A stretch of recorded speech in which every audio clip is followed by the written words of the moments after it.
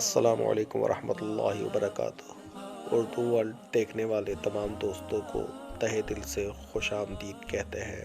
شریک رحمۃ اللہ علیہ سے روایت ہے کہ ہم ایک جنازے کے ساتھ جا رہے تھے۔ ہمارے ساتھ کافی علماء اور امام ابو حنیفہ بھی موجود تھے۔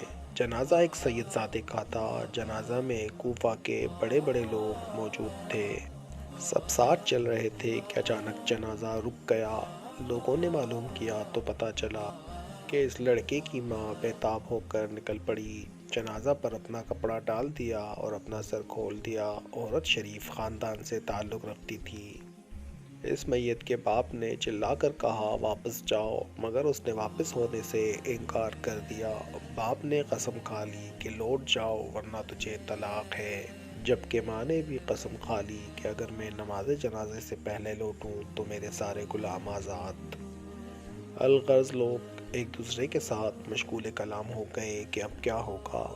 کوئی جواب دینے والا نہیں تھا۔ میت کے باپ نے امام ابو حنیفہ رحمۃ اللہ علیہ کو آواز دی کہ میری مدد کیجیے۔ امام صاحب آئے اور عورت سے معلوم کیا کہ قسم کس طرح کھائی۔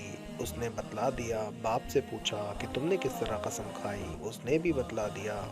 امام صاحب رحمۃ اللہ علیہ نے فرمایا کہ میت کا شریر رکھو، چنانچہ رکھ دیا گیا۔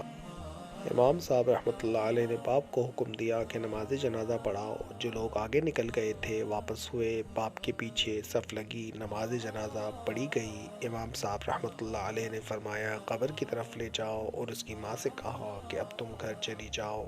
قسم پوری ہو گئی اور باپ سے کہا تمہاری بھی قسم پوری ہو گئی، تم بھی گھر جاؤ۔ اس پر ابن شبرمہ رحمۃ اللہ علیہ کہنے لگے عورتیں آپ جیسا پیدا کرنے سے عاجز ہیں۔ علمی نکات بیان کرنے میں آپ کو نہ کوئی مشقت ہوتی ہے نہ پریشانی۔